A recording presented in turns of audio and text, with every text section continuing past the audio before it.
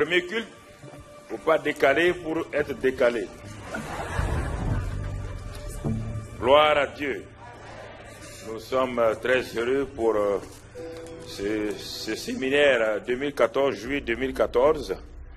Et cela est un temps très important que nous avons passé ensemble. Je remercie les responsables d'ICC pour leur confiance et l'honneur qu'ils nous font d'être à leur côté régulièrement pour prêcher la parole de Dieu. Et cela est une très très grande chose, une chose très importante. Alors, nous avons vu cette semaine-là les conquérants, donc, qui renversent, qui du moins terrassent leurs géants et qui renversent aussi les forteresses. Et donc, j'ai commencé par d'abord l'identité du conquérant, et ensuite nous avons vu le champ sur lequel le conquérant doit manifester donc tout ce qu'il fait, et ensuite nous avons progressé tout doucement pour aller voir les stratégies, les tactiques du grand conquérant, Jésus-Christ. Et nous avons vu hier la foi du conquérant, et ce matin nous allons voir la vie de prière du conquérant. La vie de prière du conquérant. Cela est très important, surtout dans les nations comme l'Europe. En sillonnant l'Europe depuis 40 ans, l'Europe, les États-Unis, le Canada et toute l'Amérique du Sud, le Brésil et autres, toutes ces nations et l'Asie, j'ai vu réellement une différence entre les différents continents. J'ai vu le continent européen qui a effectivement reçu la parole de Dieu et qui a suscité beaucoup de missionnaires dans les pays africains. Et grâce à l'Europe, l'Europe c'est l'Angleterre, la France, surtout l'Allemagne et puis les Pays-Bas, l'Afrique a reçu beaucoup de missionnaires, vraiment consacrés, la Suisse. Et ensuite, nous avons vu qu'ils ont amené l'évangile aux États-Unis. Et il y a eu un grand réveil, un départ par les immigrés donc aux États-Unis et qui ont touché l'Amérique latine. Mais j'ai vu aussi que quand l'évangile est arrivé en Afrique comme un feu de brousse, tout de suite ça a envahi l'Afrique. Et ce qui a caractérisé l'Afrique et l'Asie, c'est surtout cette vie de prière puissante. Parce qu'il faut reconnaître qu'à cause de l'environnement, qui est un environnement déjà surnaturel, mais parfois surnaturel négatif, il fallait donc développer une vie de prière conséquente pour pouvoir résister à toutes ces forces des ténèbres qui sont là matin, midi, soir.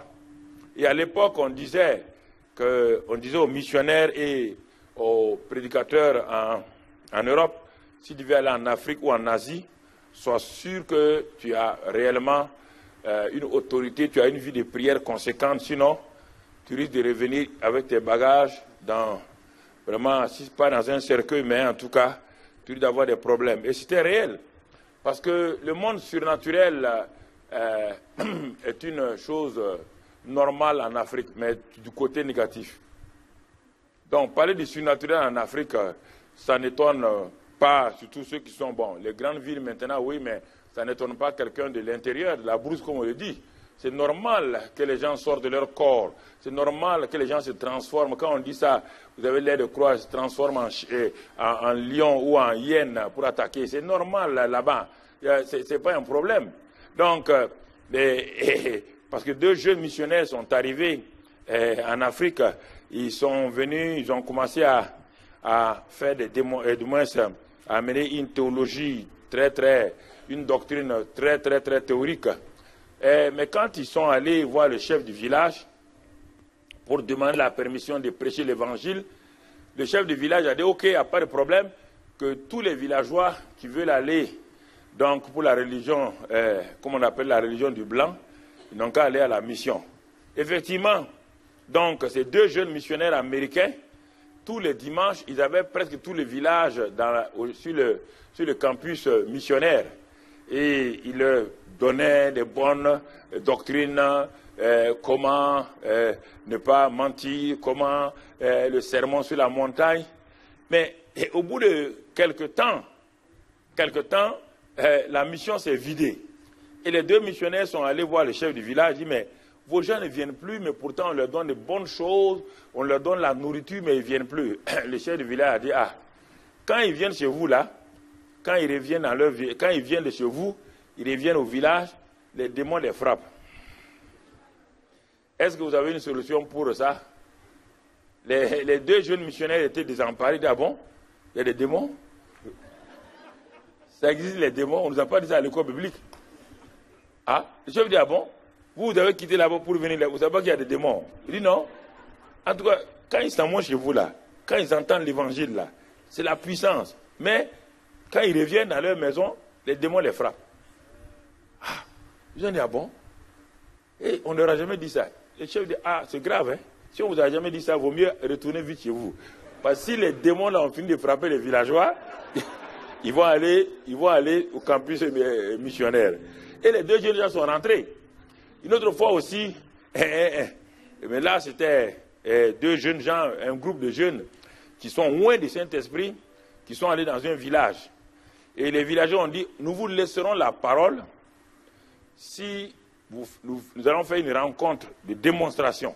Si votre Dieu est réel, alors en ce moment-là, nous allons vous donner la parole. Ils sont allés et ils ont appelé le chef de terre, simplement le chef de terre. Il y a plusieurs grades dans les autorités donc surnaturelles, négatives. Il est venu et tout le village s'est réuni à la place du village et le chef du village, il est rentré en transe.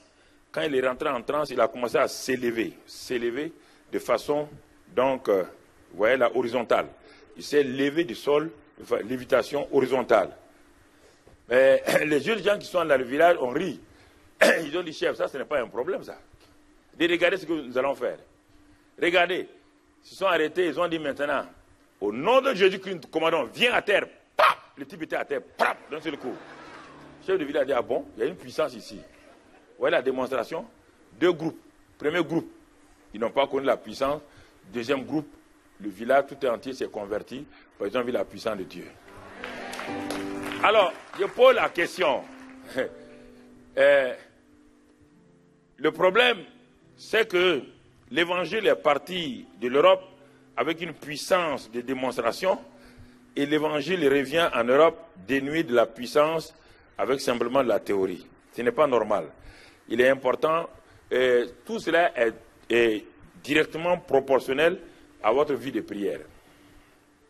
Nous avons parlé de la foi agissante par l'amour, mais tout cela provient d'une vie de prière réelle.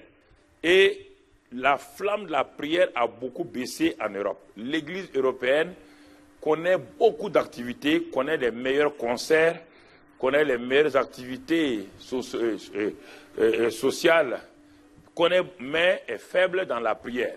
Et la plupart d'entre vous, si je disais de sortir, je ne parle pas aux dames, aux hommes, de relever vos pantalons, vos genoux sont lisses comme les carreaux. Vos genoux sont lisses comme les carreaux. Vous êtes habitués à vos iPads là. Vos iPads là vous font tout le temps vous asseoir comme si vous étiez le correspondant de Dieu. Vous êtes assis face à face. Avec Dieu, on se met à genoux. On ne peut pas se mettre à genoux avec iPad. iPad, on ne peut pas se mettre à genoux avec iPad. Avec la Bible, on se met à genoux, on met la Bible, on met sa tête et on est à genoux, on crie à Dieu. iPad, vous êtes assis comme vous êtes à une conférence de presse. Tout le temps, vos doigts sont en train de travailler. Votre cerveau, ça je vous dis honnêtement, hein. J'ai iPad, j'en ai plein. On me donne, quand on donne, je donne. Quand on donne, je donne. Mais chaque année, je change ma Bible. Ma Bible est remplie de révélations. Ma Bible est remplie de révélations. Ma Bible est remplie, c'est rempli de révélations. C'est rempli de révélations. J'écris. Quand je lis, j'écris. Dieu me donne, j'écris. Je me couche sur ma Bible. Je me couche dessus. Je pleure dessus. Tu ne peux pas pleurer sur l'iPad?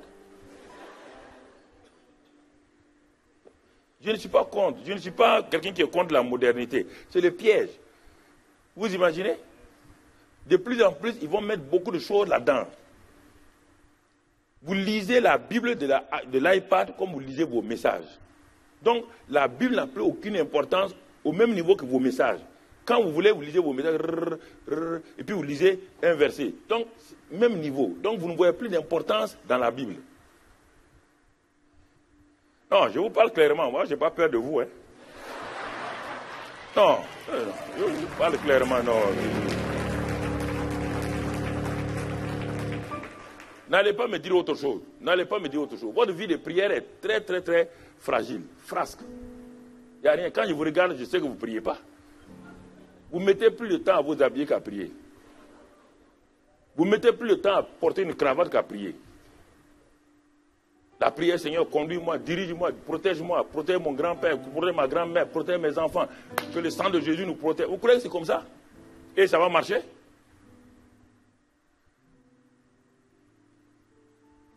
Une église, la consistance d'une église. Quand vous entrez dans une église, vous sentez l'atmosphère spirituelle. On doit sentir l'atmosphère dans une maison. Quand vous entrez dans une maison où on vient de faire la bagarre, où les gens, des paroles méchantes ont été dites entre la femme et l'homme, ils n'ont qu'à rire comment? Vous sentez dans toute l'atmosphère la colère. Si vous êtes sensible aux choses spirituelles, vous les sentez? Ils ont beau t'accueillir, dire pasteur, pasteur, c'est pas vrai. Tu sais que dans l'atmosphère, là, il y a beaucoup de feu. C'est la même chose. Quand tu rentres dans une église, tu regardes quelqu'un, tu sais s'il prie ou pas. Ça se voit.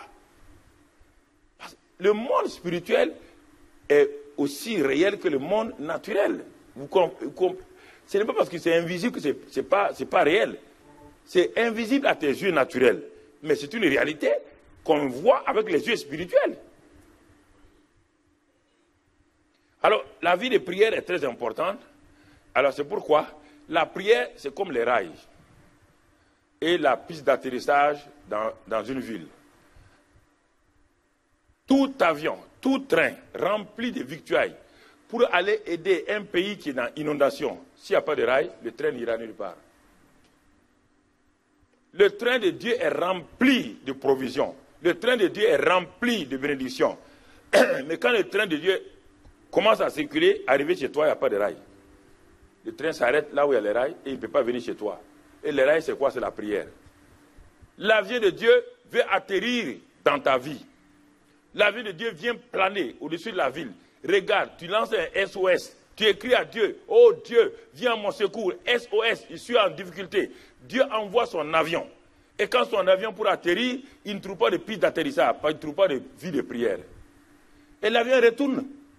La plupart des gens sont comme ça, l'avion retourne. Ce que les gens appellent prière aujourd'hui, c'est de venir à une séance de prière, soit un jeudi ou un vendredi, où on prie pour les besoins. Ça, ce n'est pas la prière. Ça, c'est le temps de ministère. Ça n'a rien à voir avec la prière. Ça, c'est le temps de ministère. Puisque ceux qui viennent ne prient pas, ils viennent pour chercher des choses. Il faut savoir développer la prière, frères et sœurs. Et ça encore, ça vaut mieux ici. Mais quand on s'en va en Amérique, on dit on va prier, jeûner. Il dit, you want to kill me. Il dit, tu veux me tuer. Il dit, jeûner. Ah, Américain dit, jeûner. Jeûner 3 jours. Ah, tu veux me tuer. Il ne peut pas. Un pays puissant qui a été élevé par la prière, le jeûne, des Finney, pas de John Wesley, des Moody. Aujourd'hui, pour prier, un jour, c'est tout un problème. Pour jeûner, tout un problème. Les gens jeûnent entre le petit déjeuner et le lunch. Ça, c'est pas jeûner.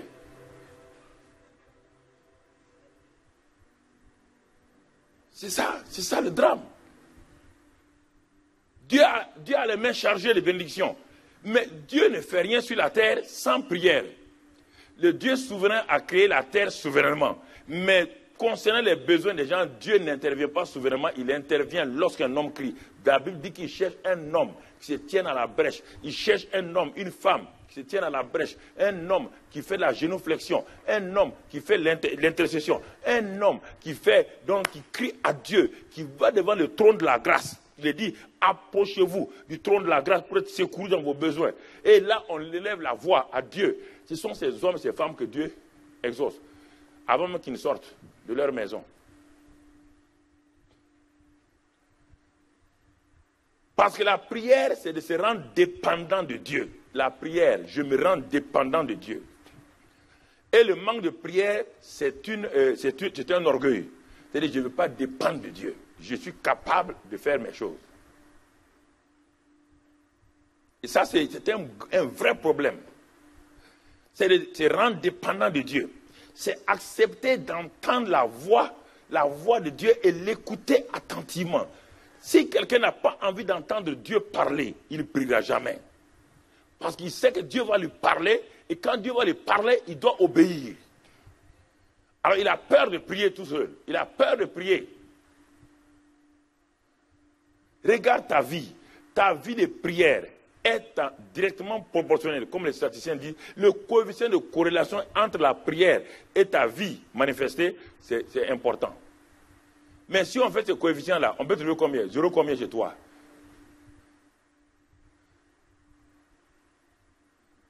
Le coefficient de corrélation parfaite c'est 1. Mais on va trouver chez toi quoi? 0 combien? 0,2? 0,5?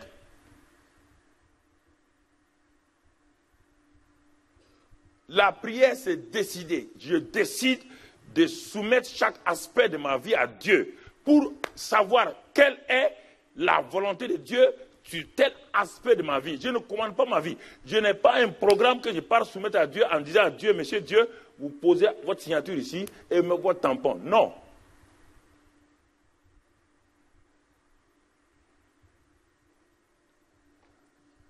Quelle est ta vie de prière personnelle?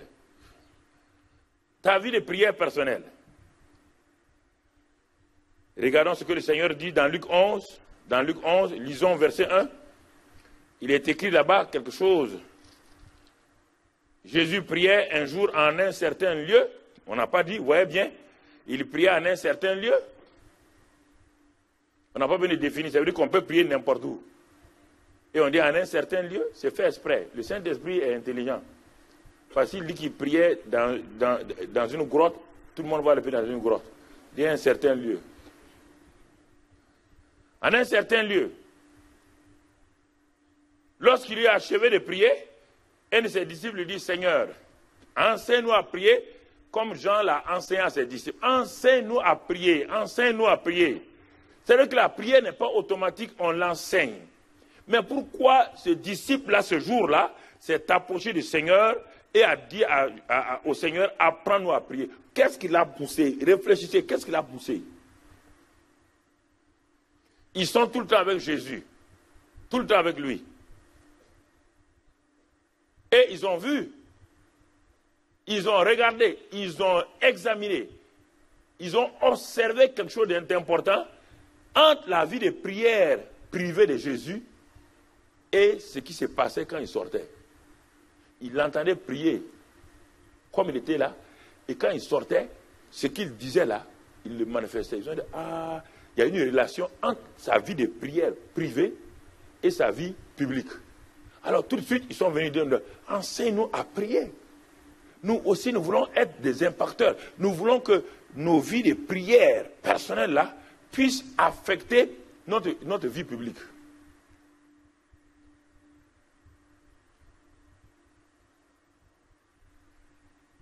Vous voyez bien, versets 5, 6. Versets 5 et 6. Jésus va leur dire, puisque vous voulez qu'on vous enseigne. Il dit, premier élément de la prière, il dit la prière. Il le dit parfois en termes de parabole. Il leur dit encore, si l'un de vous a un ami, qu'il aille le trouver au milieu de la nuit pour lui dire, ami, prête-moi 3 pains, car un de mes amis est arrivé de voyage chez moi et je n'ai rien à lui offrir. Ici, Jésus dit que le premier aspect de la prière, comme je l'ai dit, vous n'avez rien à offrir à vos amis, à vos parents, à vos enfants, vous n'avez rien à offrir à vos voisins. Et ils sont dans des besoins. Ils sont arrivés chez vous fatigués. Il n'y a rien à leur offrir. La prière, c'est quoi? C'est d'aller chez votre ami Dieu et de lui demander de vous donner ce dont vous avez besoin pour vos parents et vos amis. Puisque vous-même, vous n'avez pas. Alors, si vous n'êtes pas dépendant de Dieu, comment vous allez faire? Il y a 3 amis ici. Celui du milieu. Dieu, l'ami principal, et son ami qui a des problèmes. Son ami là, c'est n'importe qui. Ça veut dire ses parents, ses amis, ses frères et tout le monde. Qui a un problème et qui vient à minuit. C'est-à-dire que la prière, on n'a pas besoin de... La prière, la prière n'a pas de temps. Qui vient à minuit, qui est fatigué, épuisé. Tu ne dis pas à un ami voyageur qui vient d'arriver chez toi, épuisé, fatigué, qui a faim, d'attendre le lendemain matin pour qu'il ait à manger. Non. Tu te lèves au même... Dès que si ton ami, s'il y a une amitié entre vous, la prière, c'est ça. La prière, ce n'est pas, on n'attend pas un temps favorable. Il se lève à minuit là, et il s'en va. Il est importuné, il se lève. Il s'en va importuner l'autre ami, le grand ami, Dieu. Il parle à Dieu, j'ai un ami qui est venu chez moi. J'ai quelqu'un qui est chez moi malade. Quelqu'un qui est chez moi souffrant. J'ai un parent souffrant. Je vois dans mon village, je vois mes voisins. Il s'en va. C'est ça la prière, Jésus dit. Mais il dit, il faut d'abord que tu saches que tu n'as rien qui puisse naturellement satisfaire leurs besoins. Il dit, si toi, tu acceptes de prier pour avoir des provisions, avoir des moyens pour bénir ceux qui sont autour de toi, il dit, Dieu se lèvera, même si il se lèvera. Ta prière va l'amener à se lever, à te donner ce dont tu as besoin pour donner aux autres. Tu vois l'importance de la prière? Tu ne peux pas payer ce prix. Vous voyez bien? Il y a 3 éléments ici. D'abord, je n'ai pas de pain. Un ami vient et je dois pourvoir à ses besoins. Il vient à n'importe quelle heure. Et je dois me lever à n'importe quelle heure, là aussi, aller déranger Dieu. Donc, la prière est importante. Ça, c'est le premier élément que Jésus dit. Il dit, mais si vous faites ça, c'est pourquoi il dit maintenant, si vous faites ça, il conclut, si vous priez, il dit, demandez et vous recevrez. Ça, c'est la prière où Dieu pourvoit aux besoins. Le premier aspect de la prière, quand il vous manque quelque chose, vous demandez et vous recevez. Vous frappez et l'on vous ouvre. Vous voyez bien les 3 dimensions de la prière.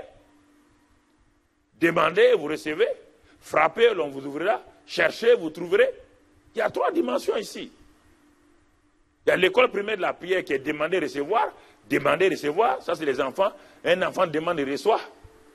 Deuxièmement, il cherche, il trouve, il a grandi, il cherche maintenant, il trouve. Il ne demande pas, il cherche lui-même et il va trouver. Troisièmement, il frappe et il attend qu'on lui ouvre. Ça veut dire que ça dépend de celui qui est à l'intérieur. Ça ne dépend pas de toi. La prière, c'est ça. Au début, quand tu as un bébé, tu cries seulement, Dieu répond. Mais maintenant, tu deviens un jeune homme, tu commences à chercher. Chercher dans le jeûne. Tu cherches dans les larmes et tu trouves. Mais à un moment donné, arrivé à un niveau, tu frappes et tu dois attendre que Dieu ouvre. Tu dois patienter. En ce temps, tu es arrivé à quelqu'un qui impacte les gens, qui n'a pas peur d'attendre dans la prière que Dieu réponde. Frère, ça c'est important. Ça c'est des choses. Deuxième déclaration de Jésus concernant la prière, Luc 18. Luc 18. Si on avait lu le verset 13 de Luc 11, là, on va voir qu'il donne le Saint-Esprit à ceux. Donc ça veut dire que pour avoir quelque chose avec Dieu, la prière. Même pour avoir le Saint-Esprit, c'est la prière. C'est ça qu'il a voulu dire. Donc, premier aspect de la prière, c'est le moyen pour pourvoir à tous nos besoins, même le Saint-Esprit. Sans la prière, même le Saint-Esprit ne vient pas. Jésus a prié et le Saint-Esprit est quoi? Quand Jésus a prié, Jésus s'est arrêté, il a dit, bon, Saint-Esprit vient? Non, il a d'abord prié. Quand il a prié, le ciel s'est ouvert, Saint-Esprit est descendu. On ne peut pas avoir quelque chose de Dieu s'il n'y a pas la prière. Deuxième aspect, Luc 18, verset 1. Jésus nous montre un autre aspect. Jésus leur dit, adressa une parabole. Vous voyez bien, pour enseigner la prière, il parle en parabole. Pour montrer qu'il faut toujours prier et ne point se relâcher. Ah, là c'est pour dire maintenant, ça c'est pas le besoin. Il dit, les gens disent, à quel moment on doit prier? Jésus dit, toujours sans se relâcher. Ah, Seigneur, je croyais que bon, il y avait un temps. Non, il dit, toujours et sans se relâcher. Mais en ce moment, il ne parle pas de prière à genoux ou quoi. Il parle de notre dimension de la prière. Connecté avec Dieu, le Saint-Esprit en permanence. Toujours, sans se relâcher. Et là, il va montrer le cas. Quel est ce cas? Ici, ça c'est face aux situations difficiles, face aux circonstances non résolues. Il y avait une femme dans une ville qui avait un problème en justice. Il y avait un juge unique.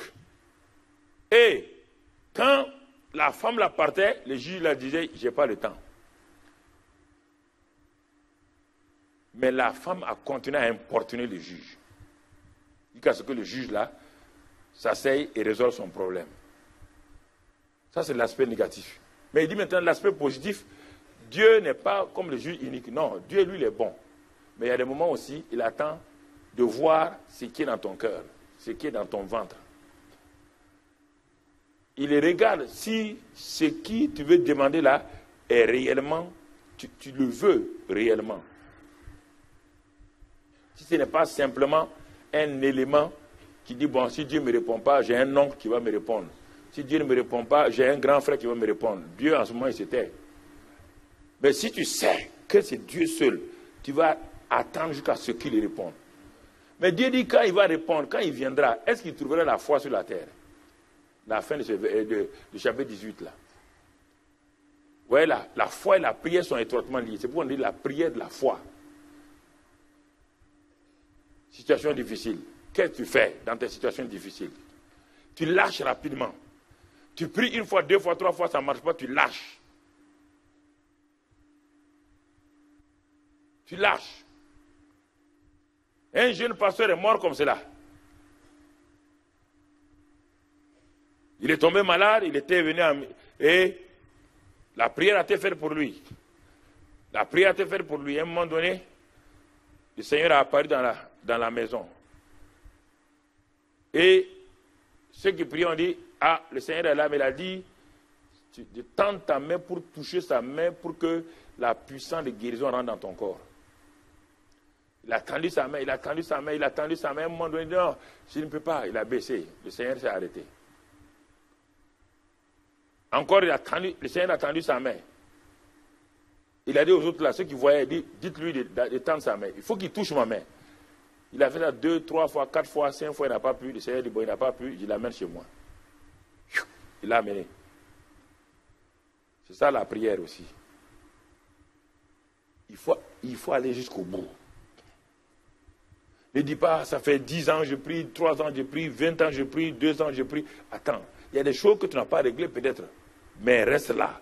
Si tu es sûr que c'est Dieu, reste là dans la prière. Reste là. Tout n'est pas automatique. Tout ne vient pas du jour au lendemain. Tout ne vient pas du jour au lendemain. Matthieu 26. Matthieu 26, regardons. Autre élément de la prière dont Jésus parle lui-même encore. Bon, lui-même il a vécu. Matthieu 26, verset 36. Il est écrit là-dessus, Jésus alla avec eux dans un lieu appelé Gethsémane et il dit aux disciples, asseyez-vous ici pendant que je m'éloignerai pour prier. Ici, cette prière-là, dans un temps de tentation, de souffrance. Parce que Jacques même dit, dans le livre de Jacques, Jacques 5, si quelqu'un a des souffrances, qu'il prie. Voici l'exemple de Jésus. Et la Bible dit ici, le verset 37 maintenant, puis il prit avec lui Pierre et les 2 filles de Zébédée, et il commença à éprouver de la tristesse et des angoisses. Le Seigneur était triste, il était rempli d'angoisse. Qu'est-ce qu'il va faire? Qu'est-ce qu'il va faire? Quelle est la solution des angoisses? Quelle est la solution de la tristesse? Quelle est la solution? Ce n'est pas aller à un concert, ce n'est pas regarder un film, ce n'est pas, non, ce n'est pas ça. Ce n'est pas la solution des angoisses.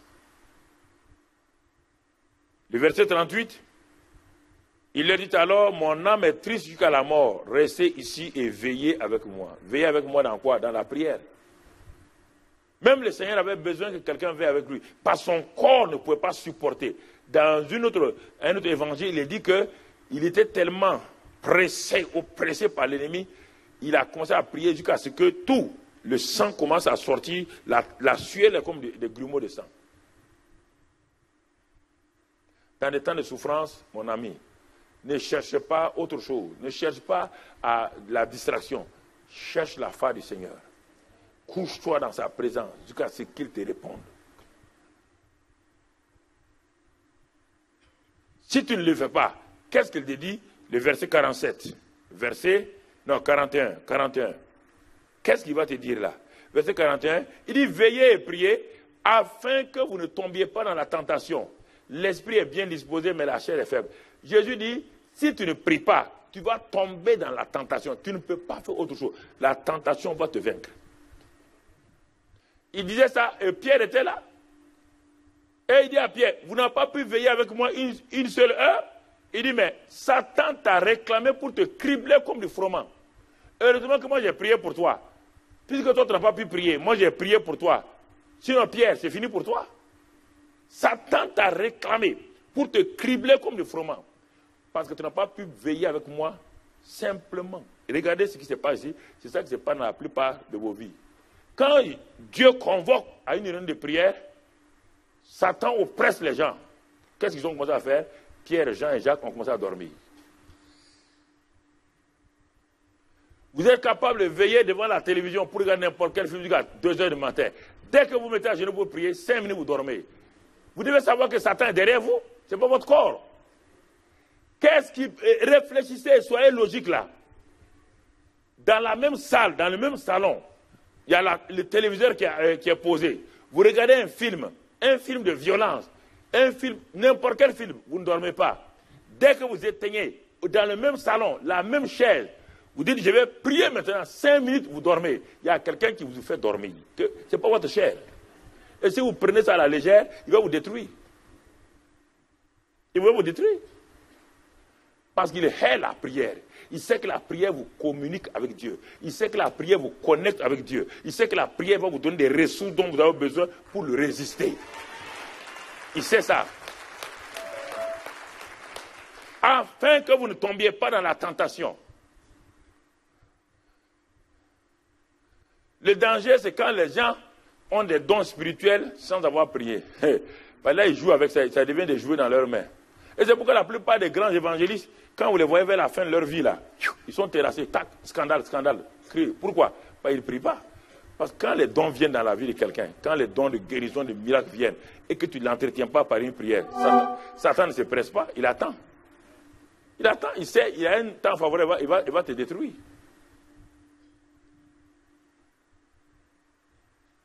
Il a mis KO Pierre, Jean. Et à cause de ça, il a régné Jésus. Il a régné Jésus. Il n'a pas pu te dire. Alors, ça sont les 3 éléments que Jésus nous a donnés sur l'importance de la prière. La prière me garde face aux tentations. La prière me fait sortir des tentations que Satan a programmées contre moi. Satan a programmé tentation contre tous les chrétiens, sans exception. Pasteur, évangéliste, apôtre, tout le monde. Il n'y a aucun... Puisque Jésus m'a été tenté. Et il a échappé à la tentation par la prière. Jésus même, qui n'a jamais péché, a été tenté et il a échappé à la tentation par la prière, mon frère.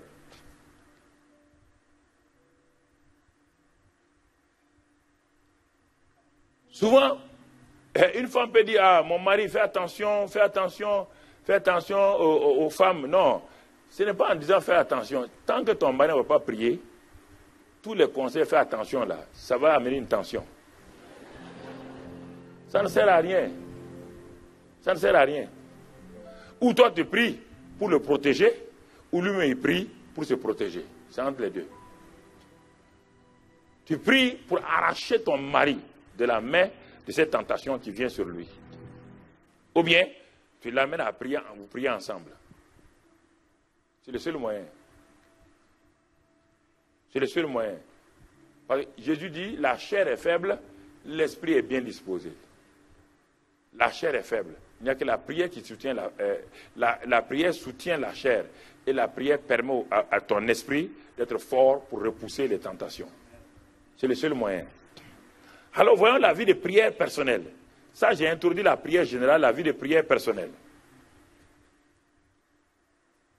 Regardons la vie de prière dans la vie de Jésus. Marc 1. Marc 1, 35. Marc 1, 35.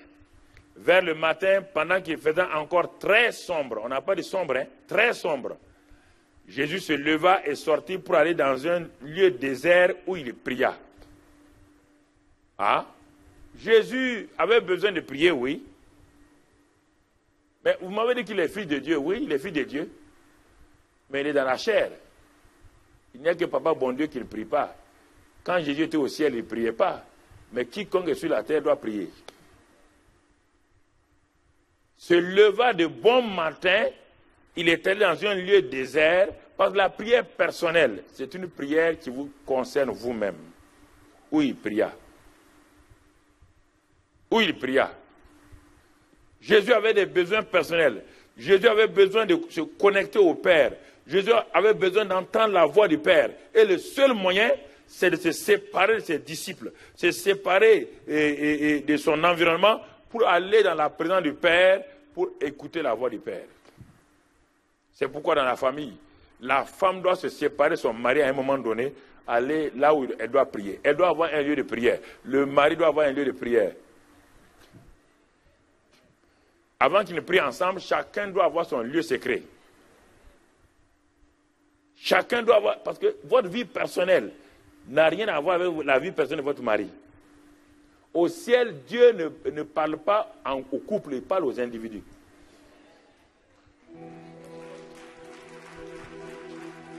Si tu rentres au ciel,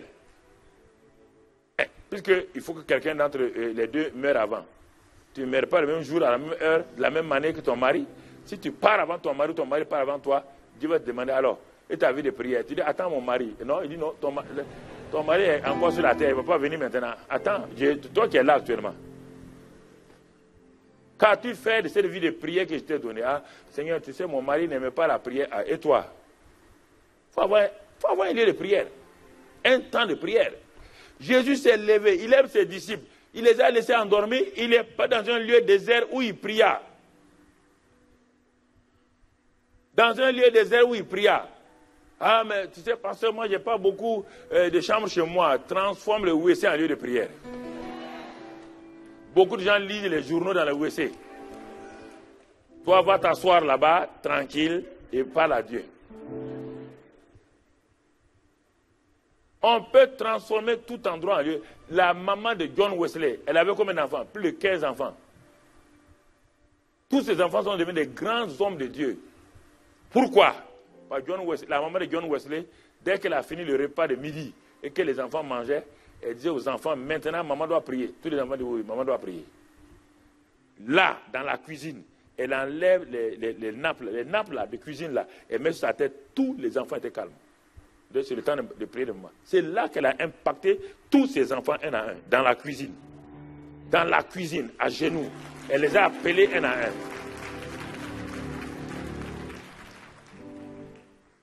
Parce que la prière modèle les gens. La prière moule les gens. La prière transforme les gens. Votre prière personnelle.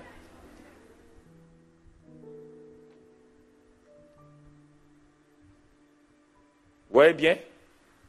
Verset 38,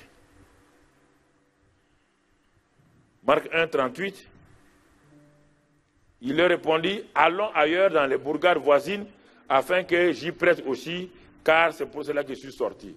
Il est sorti pour prier, afin d'avoir le programme du jour. Jésus dit, je ne fais rien sans que voir le Père faire. Et quand il voyait le Père faire, quand il priait, les gens ont dit non, on te cherche. On dit non, j'ai prié et j'ai eu mon programme du jour. On doit aller dans les bourgades voisines.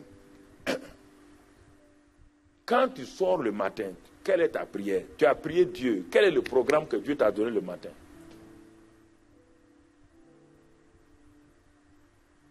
Écoute actuellement.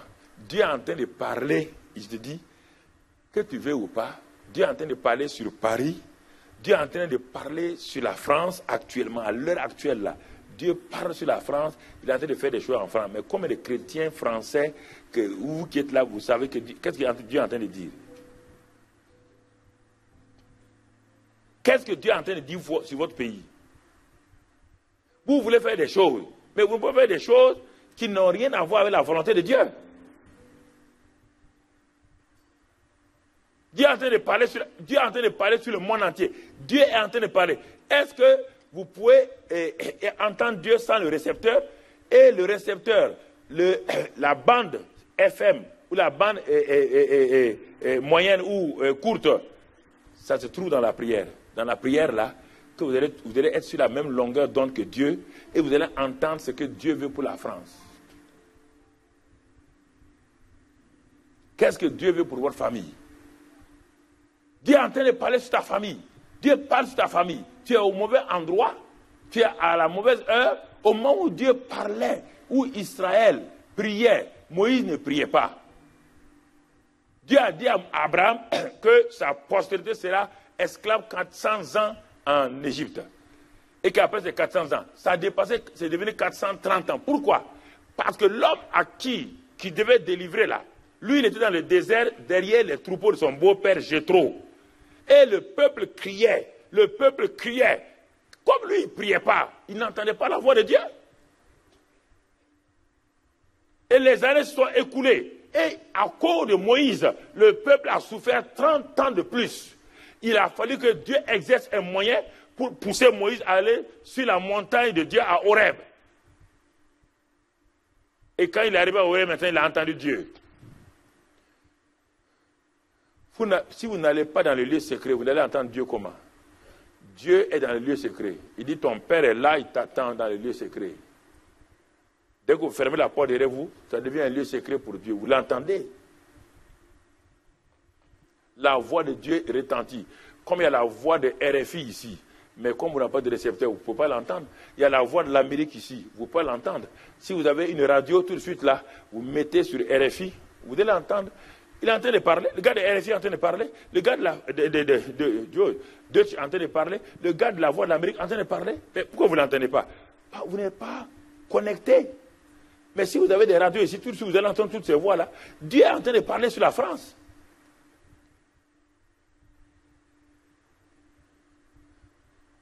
Dieu ne peut pas créer une église comme ICC sans dire ce qu'il est en train d'attendre d'ICC.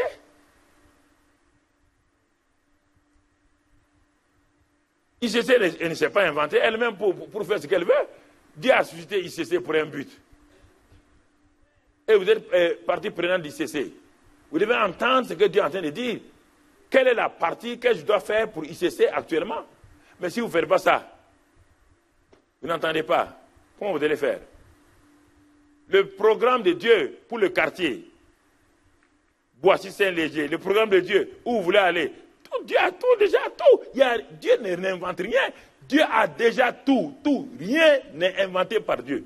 Il a tout fini il y a longtemps. Ce n'est pas la prière qui va amener Dieu à changer. La prière te permet seulement d'avoir contact avec ce que Dieu a fait. Il va te révéler ce qu'il a fait.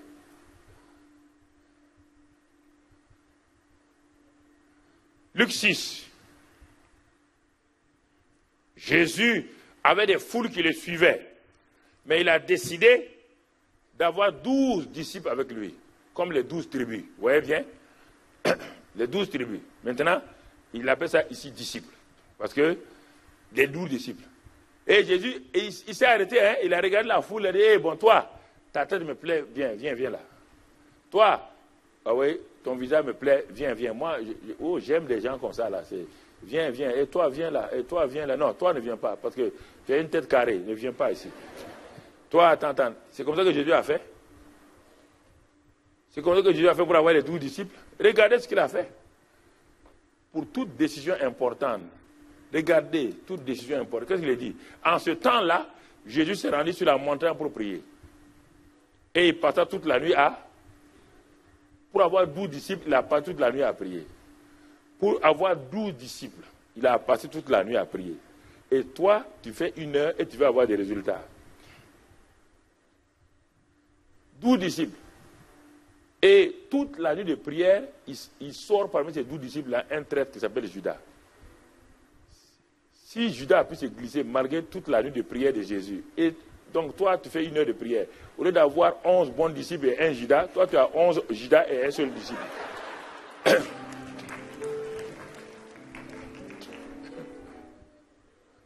ça. Et c'est ça. Tu ramasses des choses. Non, c'est un filet. On lance seulement, on ramasse des grenouilles, des crapauds, tout le monde s'en vit. Non. Jésus a prié toute la nuit. Et le verset qui suit, qu'est-ce qu'on nous dit dans ce verset? Le verset 13. Le verset 13 est clair. Il dit, quand le jour parut, il appela ses disciples. Beaucoup, ils sont nombreux. Des foules le suivaient. Et il en choisit 12 auxquels il donna le nom d'apôtres. Il a reçu le nom des 12 disciples quand il était dans la nuit de prière. Dans la nuit de prière. C'est pourquoi en 99, le Seigneur m'a dit, tu veux impacter la francophonie, fais la première tour de prière francophone. Il faut un hôtel de prière. J'ai dit, mais qu'est-ce qu'une tour de prière francophone? Je me suis rappelé, j'ai dit, mais tiens, j'étais allé aux États-Unis en 87. J'avais vu chez Oral Robert à Tulsa la tour de prière, chose. J'avais oublié. Puis j'étais allé chez un de mes amis en Inde, de Dina Karan, qui réunit plus d'1 million de personnes à ses campagnes. J'étais allé chez lui. J'avais vu, mais moi j'avais oublié tout ça. Il me dit, non, tu veux que ton ministère soit durable? Je dis oui. Il faut que tu fasses une tour de prière. Et les sentinelles resteront là-bas 24/24. Dans cette tour de prière-là, tu mettras un téléphone 24 heures sur 24. 24 heures sur 24. Et les sentinelles se tiendront à des veilles de prière la nuit. Parce que la nuit que l'ennemi fait beaucoup de dégâts contre vous. Vous dormez, c'est en ce moment qu'il opère. Moi-même, je vous ai donné la parabole. Que je suis sorti pour s'aimer. Quand j'ai sémé la nuit, l'ennemi est venu s'aimer derrière moi des livrets. Oui ou non? Si l'ennemi a osé s'aimer, moi dans mon champ, moi Jésus, j'ai un champ. L'ennemi est venu s'aimer quand? Le jour? Il est venu s'aimer la nuit, quand tout le monde dormait. Quand les gens ne veillaient pas, quand les gens ne priaient pas, l'ennemi sème dans vos vies. Et ça pousse. Et la Bible dit, le blé poussa, l'ivraie aussi poussa. La loi de la s'aimer, la loi de s'aimer et récolter, c'est la même loi pour tout le monde, le bien et le mal. Alors en l'an 2000, je priais, un matin, Dieu me dit, bon, va installer la tour de prière. On est parti, on a installé la tour de prière. Avec un commandant de la... Il a dit c'était un camp militaire. Avec un commandant de la tour de prière. Un bâtiment à 2 étages. Donc avec une grande salle, des salles d'intercession, des petites salles où les gens sont là, la salle de téléphone. Où les gens sont là. Ils viennent prier pour eux-mêmes. Même les gens des autres religions viennent. On a des sentinelles qui sont là 24/24. Ils viennent prier. Si tu veux une salle pour 3 jours, on vient te donner la salle, 3 jours. Mais ça, c'est pour nous. Nous prions pour Israël. Nous prions pour les chrétiens de tous les pays. Nous avons la chambre secrète de la tour de prière. Là, on a les plus grands secrets concernant le monde spirituel. Les chefs des mondes spirituels. Là-bas, toute personne ne rentre comme ça. C'est de là-bas, le siège de la prière qu'on envoie. C'est de là-bas que nous faisons les marches de prière. C'est là-bas que nous avons pris la ville de Ouagadougou. Nous avons regardé la cartographie spirituelle de la ville. La ville de Ouagadougou a 6 portes de sortie, 6 grandes routes. La nuit, à minuit, nos gens sont là-bas, aux portes d'entrée de la ville. Ils prenez les portes d'entrée de la ville. Prenez les portes d'entrée de la ville. Nous allons à ces portes d'entrée de la ville. Et nous mettons là-bas l'onction d'huile. Nous crions à Dieu, nous fermons à l'ennemi. Dans les villes anciennes, c'est comme ça que les ennemis rentraient. Et nous avons symbolisé ça. Et ensuite, les lieux traditionnels, les endroits où les gens font des choses bizarres, on part là-bas, on brise le pouvoir, on met l'onction d'huile. C'est comme ça qu'on a fait, pour avoir la ville. Et on a commencé à voir des percées, on a commencé à voir des choses qui tombent dans la ville. Et un jour, un monsieur qui est d'un grand club a vu un de nos gars, il dit, mais pourtant nous sommes à 17 km l'un de l'autre, 17 km. Notre tour est dans un quartier. Lui, il est à 17 km de notre tour. Il a dit à mon chef de protocole, il dit, mais vous là, vous nous dérangez, hein? Il dit, mais comment ça? On se dérange. Qu'est-ce que je veux te dire? Il dit, mais votre tour de prière là, on peut plus passer, il y a le feu là-bas. Ah! Alors notre chef de protocole a dit, ah bon, donc tu es parmi ceux qui volent la nuit là. Il dit, en tout cas, si tu viens chez nous, tes ailes vont brûler. C'est ça qui protège tout notre ministère. C'est la tour de prière là. C'est l'autel de prière. C'est l'autel de prière. C'est quand Élie a établi l'autel de prière là que le feu est tombé. Le feu n'est pas tombé ailleurs, le feu est tombé sur l'autel. Il dit, Seigneur, si c'est toi qui as envoyé, veuille. Un ministère ne peut pas te garder sans un hôtel de prière, sans une tour de prière ou sans une salle de prière. Impossible. Aucun homme de Dieu ne peut se tenir là sans avoir derrière lui des sentinelles en train de prier.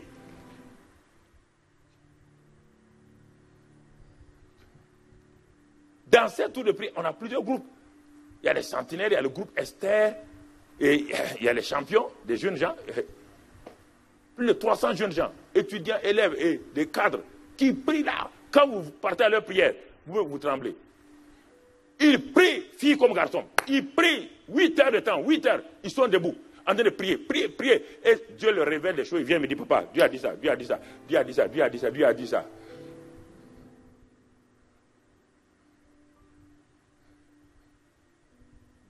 C'est à travers la tour de prière que toutes nos sœurs, dont les maris n'étaient pas convertis, on a pris le nom de tout le groupe de Esther, de tous les maris inconvertis qui m'insultaient, qui m'agressaient, qui parlaient mal à leur mari, à leur femme. Il dit, c'est pas difficile, laissez-les tranquilles, donnez leur nom. On a amené ça à la prière. On a commencé un à un à dire leur nom à Dieu. Un à un. Un à un. Ils sont devenus tous mes diacres ou même mes collaborateurs. Tous sans exception. Non. Mais la prière, c'est le moyen pour avoir les gens. Ne discutez pas les gens, priez. Priez. Comprenez? Les grandes décisions, priez, frères. Jacques 5, 17, 18. Jacques 5, 17, 18. Qu'est-ce qu'il dit? Élie était un homme surnaturel. Un homme exceptionnel. Un homme quoi? De la même nature que qui? Que nous. Il pria. Quelle est la différence? Il est un homme naturel, mais lui, il a fait quoi? Il pria avec instance, pour qu'il ne plût point, et il ne tomba point de pluie sur la terre pendant 3 ans et 6 mois. Et le verset suivant, il pria de nouveau, et le ciel donna de la pluie, et la terre... Donc, les deux cas où Élie a prié, là, quand on lit dans un roi, on ne voit pas que on dit Élie est venu devant Akab, il a dit que là, non, mais la Bible nous dit ici, c'est pourquoi les gens du Nouveau Testament ont plus de révélations. Lui, il a vu ce qu'Élie a fait. Comme Paul a vu ce qu'Abraham a fait. Nous, on dit, c'est quand il est venu, quand il a fait tomber le feu, qu'il est monté sur la montagne, qu'il a prié 7 fois. Non, on te dit, même pour fermer là aussi, il a prié comme ça. Il priait avec instance. C'est quand il a prié, prié. Et quand il a prié, il est sorti de la présence de Dieu avec des clés. Pour aller dire à Akab, il ne pleuvra pas sur le pays là pendant 3 ans, sinon à ma parole. Vous voulez changer les situations? Vous voulez changer les situations qui sont contre vous? Vous voulez changer même les positions des rois? Vous voulez les changer? Vous voulez changer ce grand patron qui est contre vous là? Allez dans la prière. Ce n'est pas la peine de critiquer quelqu'un. Allez dans la prière. Présentez-le devant Dieu. Présentez-le devant Dieu. Allez dans la prière. Donnez le nom de la personne à Dieu. Il dit qu'il tient les cœurs des rois dans ses mains et les balance comme il veut. Mais si toi, tu n'as pas donné le cœur de ton roi à Dieu, il va balancer quoi? Tu n'as pas donné le cœur de ton patron à Dieu, il va balancer quoi? Ne t'aventure pas à envoyer le feu sur tes patrons ou tes rois. Ça, c'est les ignorants de l'Ancien Testament qui ont fait ça. Ne crois pas que tout ce qui est dans la Bible est bon.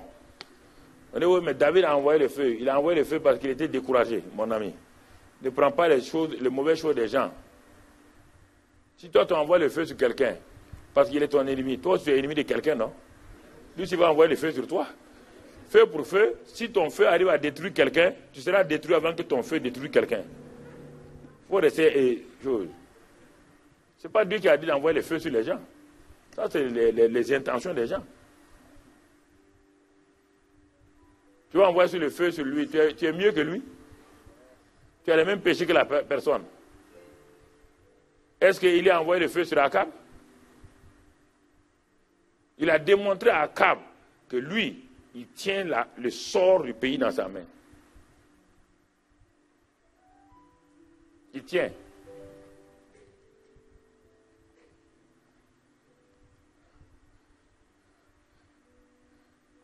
Il y a eu rarement de coups d'État dans mon pays pendant des années. Il y avait des coups d'État qui se succédaient. Rarement de coups d'État sans que Dieu m'ait prévenu. Je sortais, je disais, bon, il y aura telle chose qui va se passer. Soit je priais, ou c'est comme ça que ça s'est passé. Tous. Les différents. Chaque fois, Dieu me prévient. La mort du président Sankara, le colonel Cézerbo, le général Lamazana. Je suis allé les voir, les papas, le général. Je lui ai parlé, il dit, ah, c'est fini. Je lui ai parlé pendant 2 heures. Il m'a regardé, il m'a dit, mon fils, tu n'es pas des renseignements généraux. Il avait déjà les renseignements militaires, sachant qu'il y avait un coup d'État qui se préparait. 1 mois plus tard, il a été balayé. Dans la prière, Dieu me dit, j'ai retiré le pouvoir à telle personne. Je me lève, je dis à ma femme, je dis, ah, c'est dommage, Dieu a retiré le pouvoir au grand frère. Il les appelait comme ça. Il dit, non, Dieu vient de me dire, c'est fini. La prière te permet d'avoir accès là où personne n'a accès. La prière te permet de rentrer dans le domaine du spirituel, du surnaturel du moins, là où les gens ne peuvent pas rentrer, ni les renseignements militaires, ni les renseignements généraux, personne ne peut rentrer. La prière te permet de rentrer là-bas.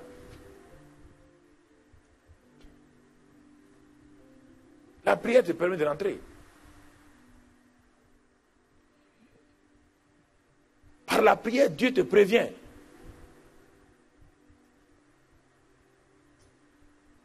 Je voulais aller à Londres. Je vous ai déjà raconté ça, je crois. Je voulais aller à Londres pour une convention des hommes d'affaires de plein évangile, dont j'étais le président. Ensemble, les hommes d'affaires de plein évangile n'étaient pas nombreux en Afrique francophone encore, c'était dans les pays anglophones. Et moi, je faisais partie du chapitre de Paris, étant au Burkina à l'époque. Je voulais venir là, c'était à Londres. Je suis allé pour prier avec un de mes jeunes disciples qui me suivait. Quand on priait, Dieu a parlé, je n'ai pas d'argent, mais Dieu m'a dit, allez, tu vas aller à Londres, il n'y a pas de problème, prépare-toi, tu vas aller à Londres, assister à la convention européenne des hommes d'affaires de plein évangile. Alors, j'ai pris mon passeport, j'ai envoyé à l'ambassade de Grande-Bretagne en Côte d'Ivoire, parce qu'il n'y a pas d'ambassade de Grande-Bretagne au Burkina, c'était en Côte d'Ivoire. J'ai envoyé, ils m'ont renvoyé mon passeport avec un gros tampon que je ne peux pas rentrer. Je n'avais envoyé aucune garantie. Parce que j'étais pressé, que je ne peux pas rentrer en Grande-Bretagne. Ils ont mis le tampon bien clair, hein, que je ne peux pas rentrer. Moi, j'ai pris ça, je suis allé, on a prié. On a prié. Dieu m'a dit, il faut aller.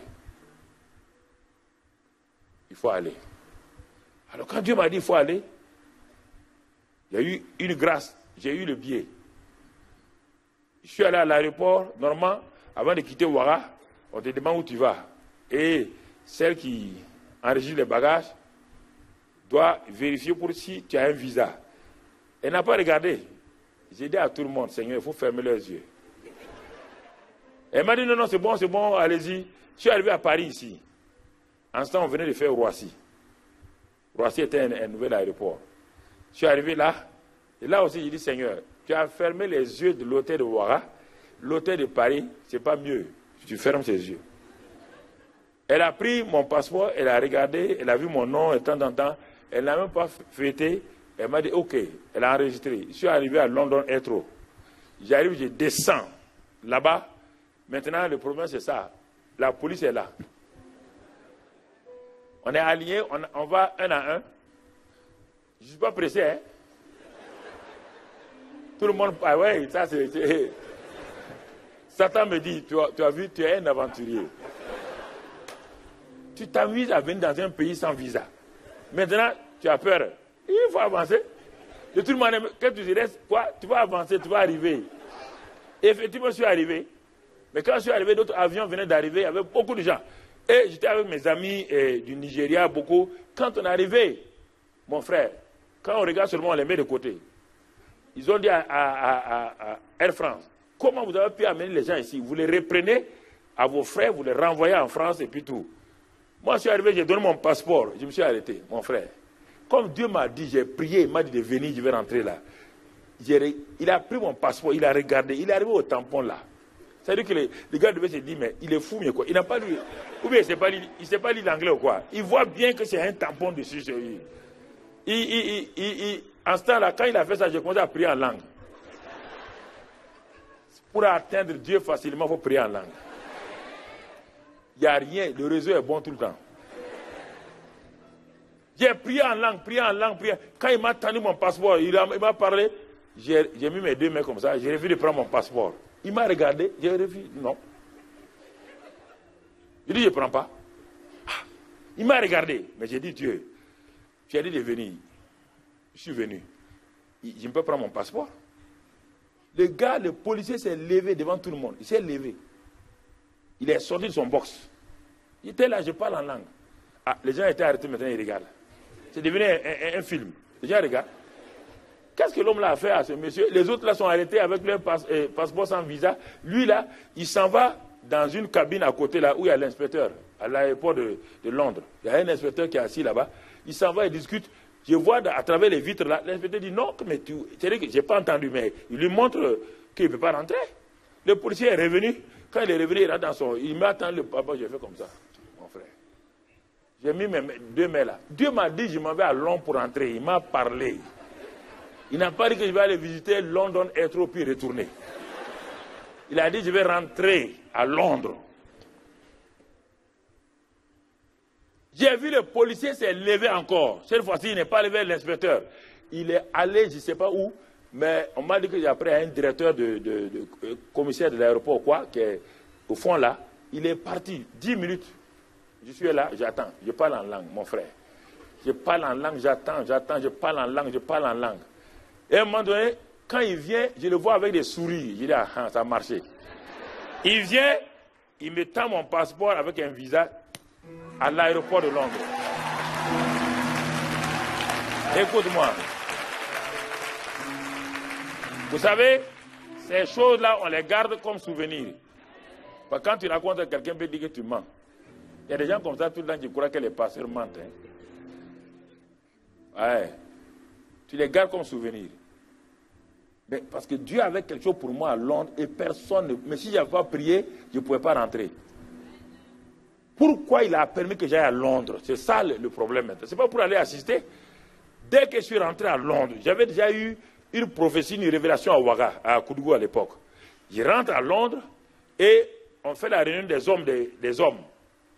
Et on était assis le matin au repas, au petit déjeuner de 9h. Il y a un Sud-Africain, il s'appelle Bob Trench.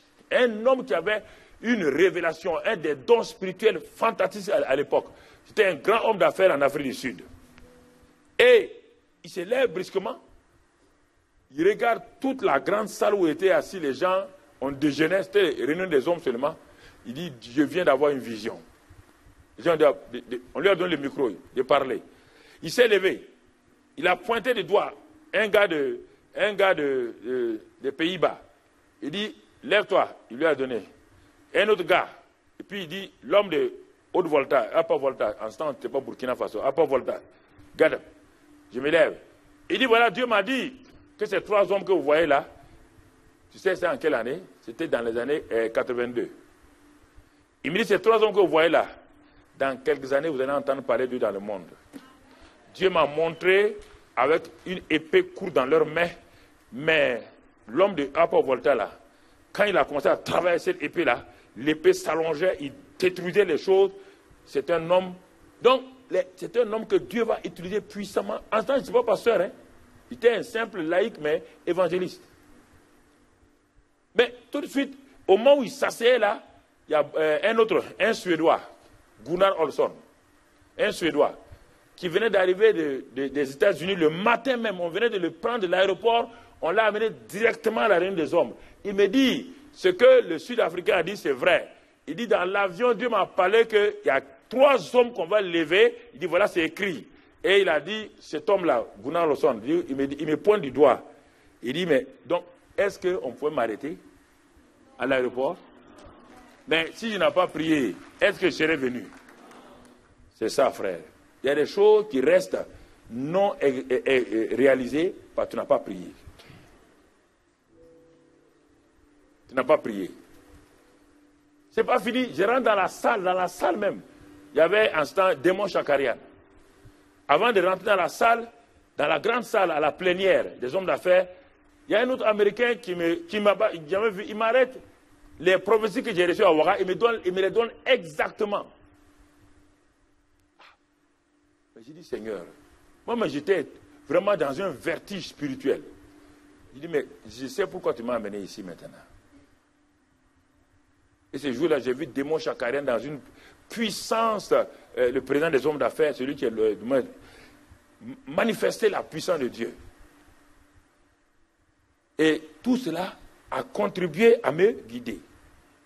Tout cela a contribué à confirmer ce que Dieu m'avait dit quand je priais dans ma salle d'étudiants, là, comme je vous ai dit hier, dans ma salle d'étudiants. Quand je priais. Donc, ces choses-là ont commencé à être confirmées par les hommes de Dieu à gauche, à droite. Une fois, j'étais à Anaheim, il y a plusieurs années. Béni, il commençait son ministère. On ne le connaissait pas comme ça. J'étais avec Maurice Cerullo, à Anaheim. Et Béni, il est arrivé, on était au moins 10 000 personnes. Et il m'a regardé, il dit, Deveni, il m'appelle. Il nous appelle un certain nombre, on vient. Mais il dit, moi, Deveni, tu montais. J'étais dans un grand boubou bien bleu là. Peut-être c'est ça qui l'a attiré, je ne sais pas. Et il dit à tout le monde était là, il dit, regardez, puisqu'en ce temps, il opérait avec la veste. Il enlève sa veste. Il roule sa veste. Moi, j'étais arrêté à plus de 10 mètres. Il a dit à tout le monde de regarder. La salle, tout le monde regardait. Il dit que vous allez voir la puissance de Dieu. Quand il a pris sa veste comme ça là, quand il a jeté sa veste, mon frère, j'ai volé comme une plume. Oh. J'ai volé. Comme allez me coucher doucement. Puis il s'est dit, le petit gars comme il dit, power. Il dit, mais tu fais tomber un grand gars comme ça, tu dis power. Tu comprends? Mais tout ça, ce n'est pas tout ça qui a débloqué. Quand j'ai fait le tour du monde avec tous ces grands hommes de Dieu, je peux te raconter leur nom. Tu le sais, avec Oral Robert, les Osborne. Donc, je suis allé partout. Ce n'est pas ça, mon frère. Quand je venais chaque fois, ma femme me dit, bon, tu as l'onction maintenant? Elle dit, ah ouais, j'ai l'onction. Je commence à marcher. Ma femme me dit, ah bon, tu m'as comme béni une maintenant.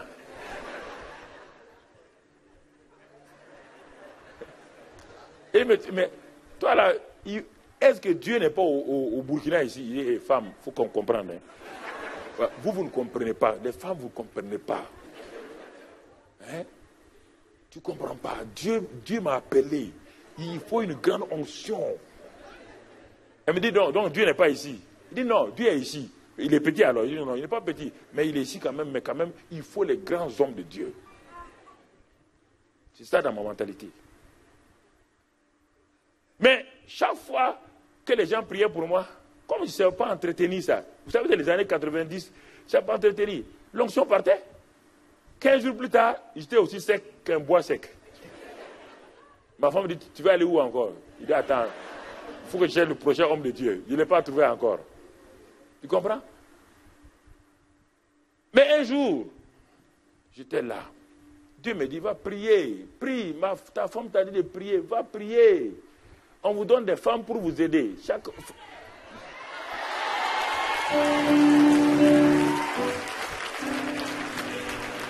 Il dit, mais écoute ta femme. Pourquoi tout le temps vous êtes en train de... Je vous ai donné pour... Vous ne les écoutez pas. Vous voulez écouter les gens du dehors, vous n'écoutez pas vos femmes. Écoute ta femme. Alors j'ai pris ma Bible un matin de bonne heure. Je suis allé au salon, là où je priais. Tout juste là où il y avait la bibliothèque. Je suis allé me prosterner là-bas, commencer à crier à Dieu. Il dit, je suis fatigué de voyager. Je perds de l'argent. J'ai vu tous les grands hommes de Dieu. Mais quand je viens, l'onction est là, ça disparaît, ça part, ça revient. Et puis j'ai baissé ma voix. J'ai fermé toutes les portes du salon. Personne n'était réveillé. J'ai dit, mais ma femme m'a dit que tu es ici. J'ai dit à Dieu. Mais les femmes sont extraordinaires. Hein? Non, beaucoup de gens manquent leur destinée parce qu'ils ne prennent pas leurs femmes au sérieux. Et les hommes de Dieu ont cette erreur-là. Partout où je vais, je leur dis ça. Ils disent, vous manquez, la femme que tu as là, c'est la meilleure que Dieu t'a donnée. Si tu apprenais à écouter ce qu'elle te dit, c'est vrai. Bon, le problème c'est la femme, si elle doit dire I, elle va dire O-A-E. Alors, c'est plus, si c'est le I qui est vrai, c'est le O, c'est le A. Voilà le... Si Dieu te dit, ma soeur, de dire I, dis I seulement. N'ajoute pas le O-A-E là, parce que le O-A-E là, ça vient perturber le I là. Voilà. Donc, c'est bon aussi. Chacun a eu sa part un peu, voilà.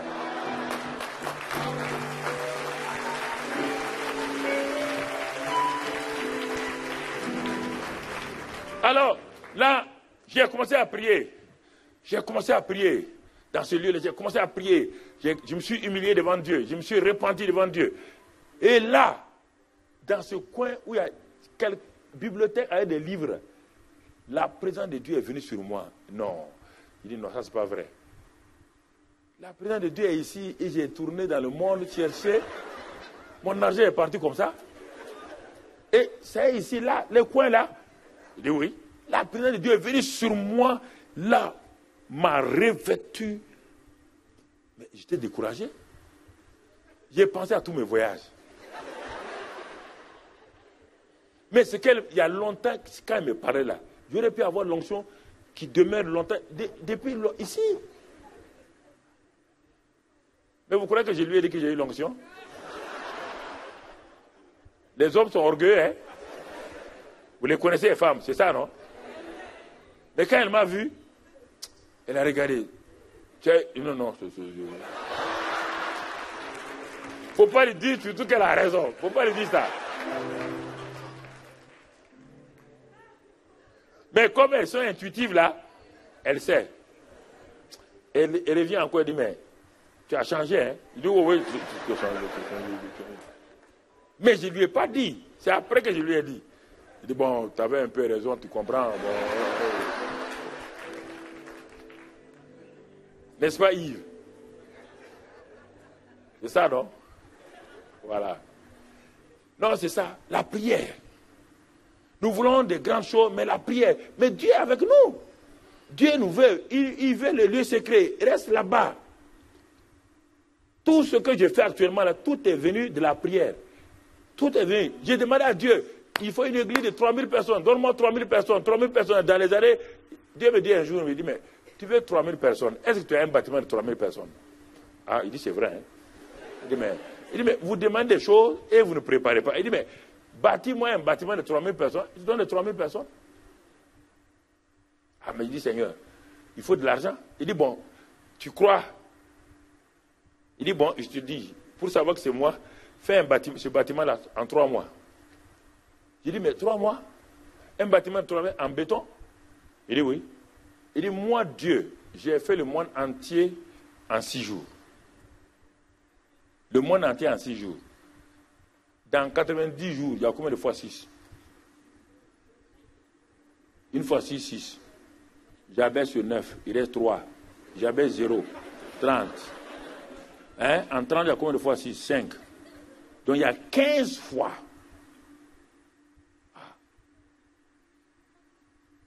Il dit, sors. Je sors, je m'en vais voir les architectes. Ils m'ont fait les plans. Ils sont venus me donner. Quand j'ai vu le devis là, Dieu me dit alors. Il dit, l'or et l'argent m'appartiennent. Ce n'est pas toi, c'est à m'appartient. Tu as déjà vu quelqu'un qui a dit de construire sa villa et il demande au maçon de payer? C'est le maçon qui paye? C'est celui qui a commandé la maison qui paye. J'ai dit, tu veux une église? J'ai dit, c'est mon église. Je vais payer? Alors, ça m'a libéré. J'ai appelé les gens et dit, bon, allez, on casse l'ancien bâtiment. Il dit, pasteur, tu es sûr que tu as entendu Dieu? Il dit, oui, j'ai entendu. L'ancien bâtiment, c'est 1000 places. Tu es sûr? Il dit, oui, c'est sûr. On a cassé. On a mis des tentes à côté. Ah. Les gens disent, mais il a cassé un bâtiment en béton et puis il nous met sous les tentes. Il dit, mais c'est comme ça. Dieu fera comme ça aussi avec vous. Parce que quand Dieu va enlever là, pourquoi Dieu va casser la terre là? Parce qu'il va enlever, il veut faire une nouvelle terre. Tu as dit avec quelqu'un qui casse une ancienne maison sur sa famille, on enlève d'abord la famille, et puis on casse la maison, on construit une nouvelle maison, on ramène la famille. C'est pourquoi Dieu va... Notre patrie n'est pas le ciel, c'est la terre. Nous sommes des terrestres. La nouvelle terre, on revient sur la terre, mon ami, on ne reste pas au ciel. Au ciel, c'est Papa bon Dieu et ses anges. Nous, c'est la terre. La nouvelle Jérusalem, c'est la terre. Il n'y aura plus de Bible, il n'y aura plus d'iPad, il n'y aura plus d'iPhone, il n'y aura plus de quoi. Je ne suis pas contre ça, mais il n'y aura pas ça, quand même.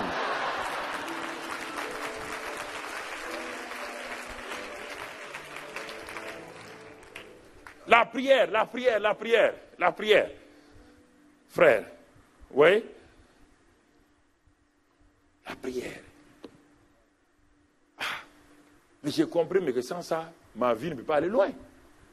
Mais j'ai négligé ces choses-là. Et ça a commencé à m'aider. Vous voyez, frère, si on regarde, il y a plein d'exemples. Esther a changé la destinée de sa nation par la prière. Esther, dans Esther 4, verset 15 à 16, elle dit, je vais jeûner, prier, jusqu'à ce que le roi ne doit pas, le roi ne peut pas me recevoir. Mais la prière a changé les lois du pays. La prière d'Esther, son jeûne, ça a changé la loi du pays. Parce qu'en ce moment-là, personne ne peut rentrer devant le roi. Si le roi ne te tend pas son sceptre, c'est fini, les gars te tuent. Mais la prière d'Esther a fait que la loi là, des Mèdes et des Perses a changé. La prière. C'est pourquoi je vous disais que la reine Marie, la grande-mère de la reine Élisabeth, là, elle disait qu'elle avait peur d'un homme de Dieu, là, de sa prière en particulier. Parce que rien ne résistait à la prière de cet homme-là. Tu comprends? La prière d'Élisée. Élisée a prophétisé que la Sunamite aura un fils. La Sunamite a eu un fils. 2 Rois 4, verset 32 à 35. Quand il a eu un fils, maintenant le fils est mort. Quand on est venu appeler Élisée, il est parti trouver l'enfant là. Mais la Bible dit que quand il est arrivé, on l'a couché sur le lit d'Élisée. Élisée a prié sur l'enfant. Il s'est levé. Il a prié, prié, prié, prié jusqu'à ce que l'enfant revienne à la vie. Les gens abandonnent la prière vite. Ils abandonnent la prière vite et c'est pourquoi il n'y a pas de résultat. La prière n'est pas tout le temps automatique. Daniel, il y a eu la prophétie de Jérémie. Jérémie a dit, vous serez esclave 70 ans. 70 ans.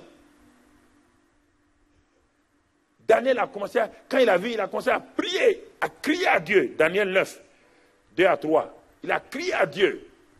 Ensuite, Daniel 10, verset 1 à 2. Dieu a annoncé à Daniel qu'il y aurait une calamité dans le pays. Une calamité. Mais quand Dieu vous annonce quelque chose, automatiquement, il veut que vous priez. Ne dites pas, Dieu, j'ai vu la mort de quelqu'un là, Dieu m'a montré. Non, non, non. Jamais Dieu n'annonce la mort de quelqu'un à quelqu'un.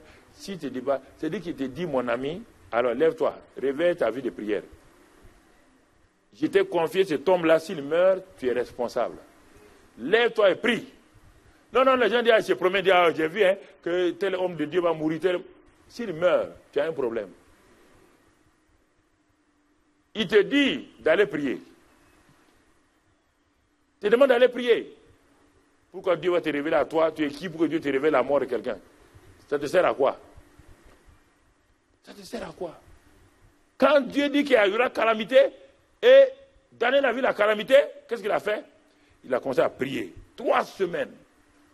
3 semaines. Pour que l'ange Gabriel, l'archange Michel puisse, l'ange Gabriel puisse passer. C'est la prière de Daniel. Parce que le deuxième ciel était pris en otage par Satan. Satan n'aime pas la prière. Par la prière affecte la terre. Affecte la terre. Si Daniel avait arrêté sa prière, l'archange Gabriel serait retourné avec la bénédiction. Mais il a continué à prier. Et à cause de ça, Michel est venu à son secours. Michel a ouvert le chemin, il est descendu et il a communiqué la parole à Daniel. Il y a des prières qui durent, mon frère. Il y a des prières, c'est instantané. Il y a des prières, tu as besoin de les amener jusqu'au bout. Ça, c'est la vie de prière personnelle. Des individus ont prié et les choses ont changé.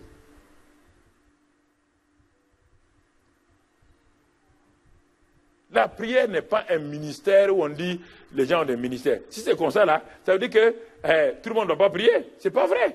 Tout le monde doit prier. La Bible n'a pas dit si vous voulez prier, dit quand vous priez. Ce n'est pas facultatif, c'est obligatoire. Quand tu pries, il dit, dis notre Père. Quand tu pries, on n'a pas dit, c'est un... Non, il y a des gens qui ont des prières plus efficaces que d'autres parce qu'ils savent mieux prier. Mais ça ne veut pas dire qu'ils ont un ministère de prière. Si tu ne pries pas, tu as des problèmes. Si tu ne pries pas, tu as des problèmes. Si tu ne pries pas dans ta vie, ça c'est la vie de prière personnelle. La vie de prière communautaire, et puis on va arrêter là, la vie de prière communautaire, c'est la solution aux problèmes des églises locales. C'est la solution aux problèmes des grandes familles. C'est la solution aux situations qui prévalent dans les églises. Les hommes de Dieu, parfois, se prévalent seuls. Un homme de Dieu, aujourd'hui, quel qu'il soit, ma tête, quelle qu'elle soit, elle ne peut rien faire si le cœur, si les poumons, si les pancréas, le foie, les autres membres, les pieds ne fonctionnent pas, la tête ne peut rien faire. Rien, absolument rien faire. Donc la prière communautaire, elle est très importante. Dans Acte 1, verset 12-14, qui est en relation avec Luc 24, verset 49, et Acte 1, verset 8, là-bas Jésus, les disciples sont allés prier. Ils étaient 120 dans la chambre haute. Et si vous regardez encore parmi ces 120-là, vous allez compter le nombre des hommes. Ils ne sont pas nombreux. Tout le reste, c'était des femmes. Ils ont commencé à prier. Pourquoi ils sont allés prier? La Bible dit tous d'un commun accord priaient dans la chambre haute. Tous d'un commun accord. C'est ça, la prière communautaire. La prière communautaire a un objet. Quel était l'objet? Luc 24, 49 dit, il dit, allez attendre dans la ville jusqu'à ce que vous soyez revêtus de la puissance d'en haut. Jusqu'à ce que vous soyez revêtus de la puissance. Allez attendre. On n'a pas d'aller vous asseoir, d'aller attendre. Comment? Dans la prière. Pourquoi? Acte 1, 8, le même Luc qui a écrit les deux passages, Acte 1, 8 dit, vous recevrez une puissance lorsque le Saint-Esprit viendra. Ce n'est pas en allant s'asseoir, croiser les bras. Non. Ils ont compris qu'est-ce que le Seigneur attendait d'eux quand il dit d'attendre. Ils sont allés automatiquement, ils ont commencé à prier. 120 personnes. D'un commun accord. Ça veut dire que la prière communautaire, la prière de l'église locale doit avoir des sujets bien précis, qu'on appelle des points de prière. On a commencé par le PSP, le partenariat spirituel et prière. J'ai commencé à enseigner aux gens, 2 à 2, vous avez un carnet. Vous deux, si vous êtes mari et femme, vous avez un carnet. Voilà les sujets de prière. Vous devez, dans un mois, vous venez me montrer les sujets de prière et leur exaucement. Vous, toute l'église était divisée en partenaires de prière. 2-2. C'est la loi des deux. Si l'un tombe, l'autre le relève. Si l'un a froid, l'autre le réchauffe. Et Jésus a utilisé la loi des deux. La loi des deux. Toute la Bible est remplie de ça. La loi du partenariat. C'est ainsi que j'ai commencé avec l'église. La loi du partenariat spirituel de prière. Il faut que vous soyez d'accord. On ne vient pas comme ça au hasard prier. Non. Quel est le sujet? Le sujet que Jésus a donné, c'est vous devez être revêtus de la puissance d'en haut pour commencer le ministère. Sans la puissance d'en haut, vous ne pouvez pas commencer. Donc, les 10 jours de prière que les saints vont faire là, un seul sujet de prière, c'est le revêtement de la puissance d'en haut. Que le Saint-Esprit vienne. Jésus l'a déjà dit. Allez attendre jusqu'à ce que vous soyez revêtus de la puissance. Le sujet est là. Ils ne vont pas les prier pour des galettes et des margouillards. Pourquoi dans une séance de prière, vous vous évadez à gauche, à droite? Non. Quand l'église locale prie, l'église locale a des sujets bien précis. Qu'est-ce que l'église locale veut dans ce mois, ou dans cette semaine, ou dans cette année? L'église locale doit prier jusqu'à ce qu'il y ait des percées, des percées. Il ne faut pas enseigner la prière sans pratiquer la prière, avec des sujets précis. Quels sont les problèmes, les situations de l'église locale? Quels sont ces problèmes-là? Quels sont ces problèmes? Donc les sujets sont là. Nous avons des points de prière chaque mois qu'on distribue à tout le monde. Des points de prière. Dans vos maisons, vous devez prier. Quel est le but? Vous devez prier pour le pasteur, vous devez prier pour la famille, vous devez prier pour tel. Et les sujets de prière sont bien précis, sont clairs. Et quand ils se sont entendus, ils ont prié. Le Saint-Esprit est venu. Et quand il est venu, il n'y a pas un seul qui a été laissé de côté. L'église locale a commencé par la descente du Saint-Esprit et au moyen de la prière de ces 120-là, il n'y a pas un seul qui est resté sans l'onction. Ce n'est pas possible que l'église locale se mette d'accord pour prier sur un sujet et que le Saint-Esprit vienne pour intervenir et qu'une partie de l'église n'a pas, l'autre partie a. Non, le Saint-Esprit ne divise pas les gens. D'un commun accord. Est-ce que vous êtes d'un commun accord? D'un commun accord.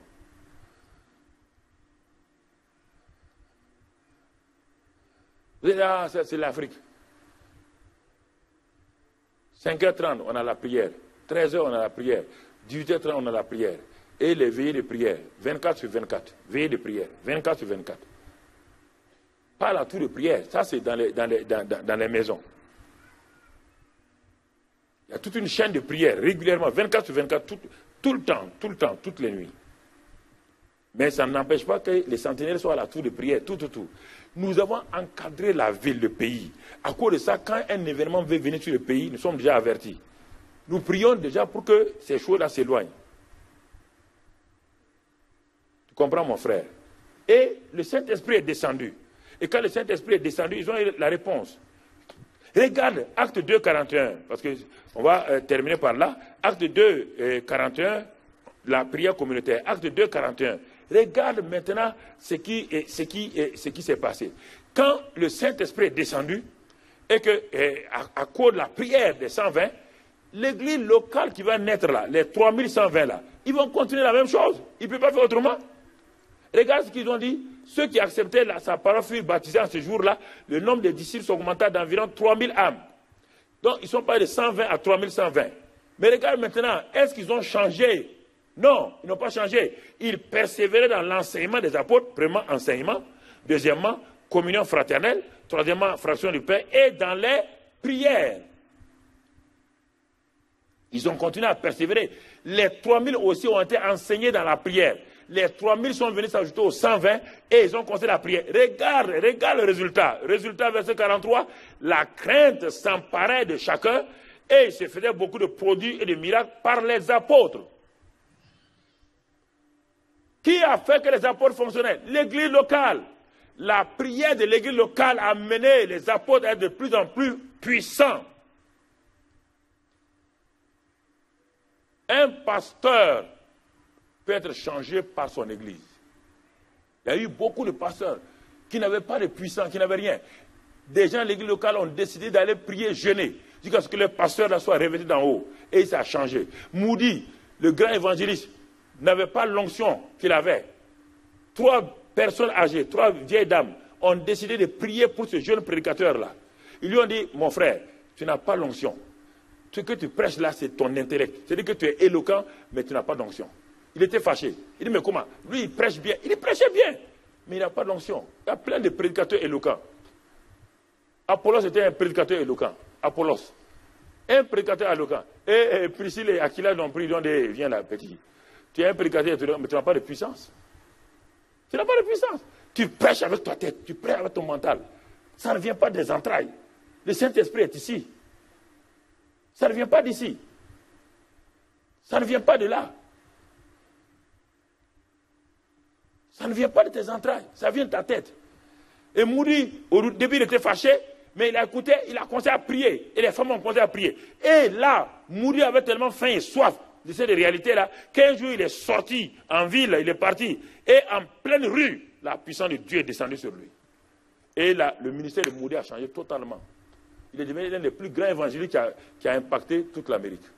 Finney, la même chose. John Wesley, la même chose.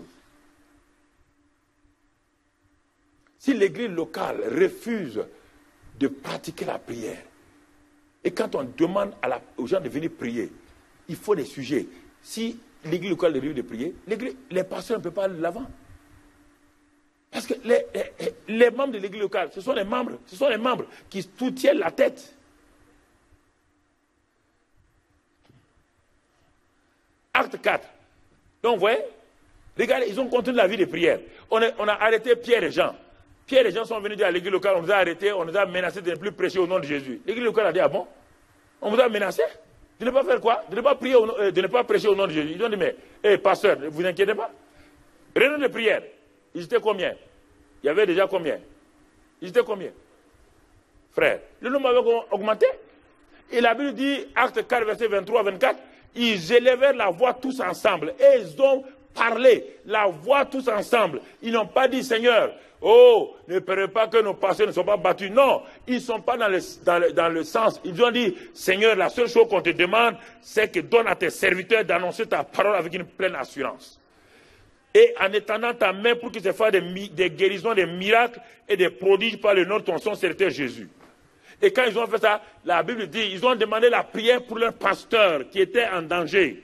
Mais quand ils eurent prié, le lieu où ils étaient assemblés trembla, ils furent tous remplis du Saint-Esprit et ils annonçaient la parole. Regardez, ils ont demandé pour leur pasteur, Dieu a fait quoi? Dieu a rempli tout le monde et tout le monde a annoncé la parole de Dieu avec assurance.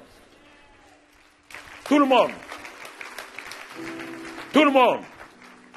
Tout le monde annonçait. Frère, tout le monde annonçait. Quelques 2 ou 3 minutes. Tout le monde annonçait. Regarde les résultats. C'est de ce milieu-là que va sortir Barnabas. Barnabas n'était pas un apôtre appelé. Barnabas était parmi ces gens-là. Et là, écoute, c'est en ce moment, c'est cette vie de prière-là qui a fait que les démunis, les pauvres sont partis. Parce que l'Église a eu brusquement un cœur de compassion. Les riches ont commencé à vendre leurs biens, à donner aux pauvres. On n'a pas forcé les gens.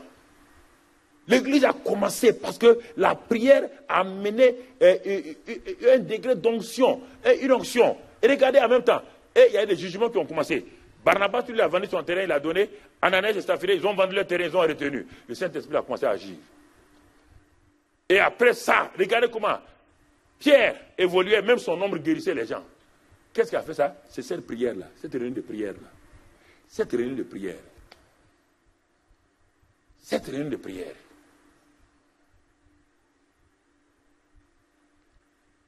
Acte 12, on va arrêter Pierre. On a tué Jacques. On va arrêter Pierre. L'église locale dit, ah bon? Ah, on n'a pas assez prié. C'est pourquoi on a osé tuer notre chef de l'église de Jérusalem. Ah, on n'a pas prié. On a arrêté Pierre. Qu'est-ce qu'ils ont fait? L'église ne cessait d'adresser à Dieu des prières nuit et jour, continuellement. L'église a dit non, ça n'est assez. On ne va pas laisser Hérode faire ce qu'il veut ici. Nous refusons de laisser à Hérode le pouvoir de faire du mal à l'église. L'église s'est mise à genoux. L'église a crié, crié, crié, crié. Et l'église a renversé tous les plans d'Hérode. Et Hérode a été tout simplement détruit par des vers en plein jour. Et le surnaturel est venu libérer Pierre de la prison. Ça, c'est la prière. Ça, c'est la prière. Frère. Et enfin, acte 13. Maintenant, on monte à une autre dimension de la prière. Ça, c'est les hommes de Dieu. Ceux que Dieu a établis. Ils n'avaient pas de encore savoir quel est le plan que Dieu devait faire.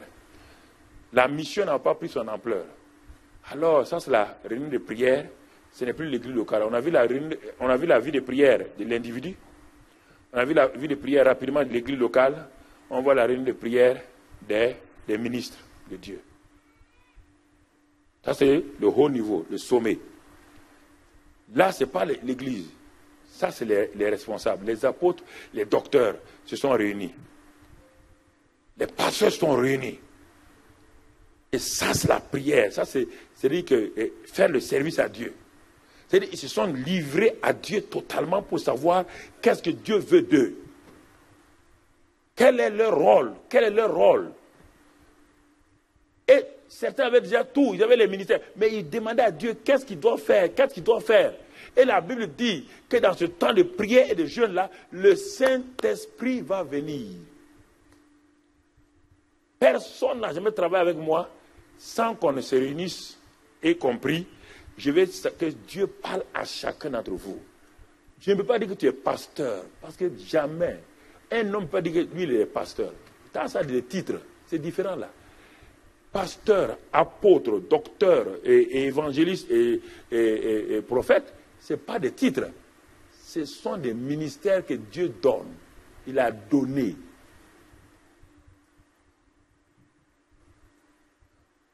Si vous appelez ce monsieur pasteur, alors qu'il n'est pas pasteur, il est évangéliste, vous lui créez un problème.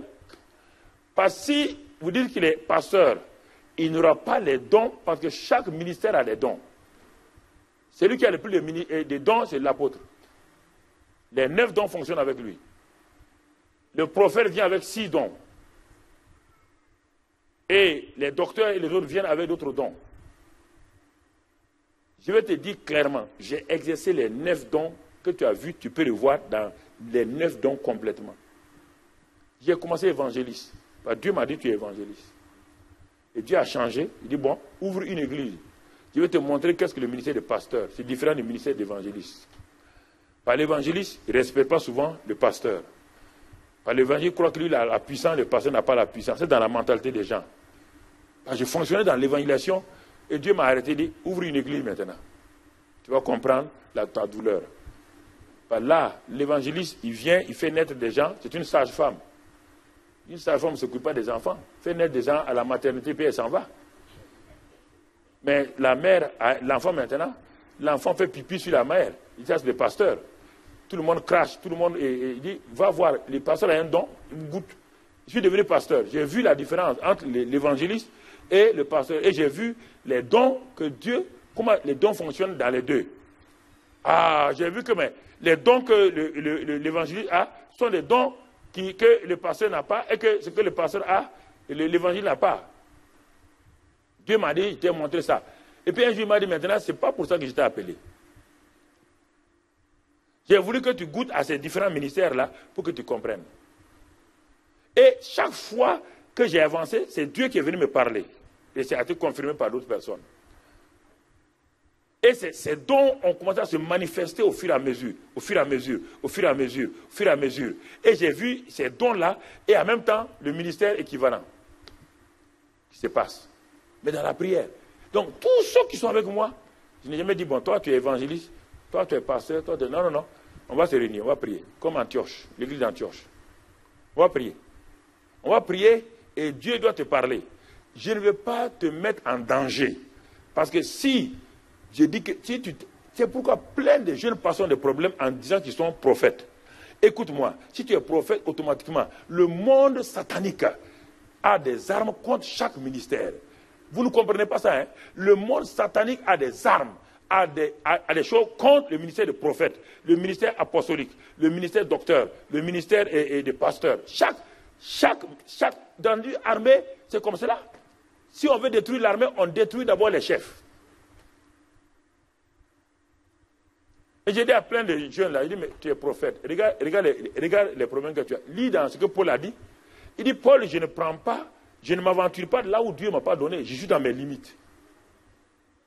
Je ne m'aventure pas là-bas. Si tu t'aventures là-bas, tu dis que tu es prophète. L'ennemi va t'attaquer avec les choses de prophète. Tu n'as pas les dons de prophète, tu n'auras pas les dons. Parce que le fait de dire que tu es prophète, Dieu ne te donne pas les dons. C'est Dieu donne les dons de prophète, de miracles, de révélation à quelqu'un qui est appelé de lui. Si tu n'as pas ça, Dieu ne te les donne pas. Tu as beau t'appeler apôtre, prophète, ça te regarde. Tu te balances, il n'y a rien. Tu te fais appeler pasteur alors que Dieu ne t'a pas appelé pasteur. Parce qu'on t'a... Non, tu es serviteur de Dieu, mais pas pasteur. Nous ne consacrons personne pasteur. Je consacre les gens ministres de Dieu et tu vas dans la prière. Jusqu'à ce que Dieu te dise quel est parmi les 5 ministères là. Non, attends. Quel est le ministère que Dieu t'a donné? Parce que quand Satan va t'attaquer, il faut que tu sois sur toi-même. La prière. C'est ça qu'ils ont fait. Barnabas était là. Saul était là. Dieu les a appelés. Dans la prière, le Saint-Esprit vient dire, mettez-moi à part, Barnabas et Saul, pour l'œuvre à laquelle je les ai appelés. Et c'est là que tout a commencé. Tout a commencé. Et vous regardez, Barnabas, Saul. Barnabas, Saul. Et puis à un moment donné, dans Acte 16, on voit le changement. On commence à dire Saul, il ne s'appelle plus Saul, il va s'appeler Paul. Et maintenant on ne dit plus Barnabas, Saul, on dit Paul, Barnabas. Paul, Barnabas. Après on dit Paul, Paul, Paul, Paul, Paul. Pourquoi? Parce que chaque chose a son... La prière va vous donner, frère. Ça, c'est des choses importantes. Les dons spirituels sont en relation avec les ministères. Chaque ministère a des dons. Chaque ministère a des dons. Et chaque ministère a des épreuves.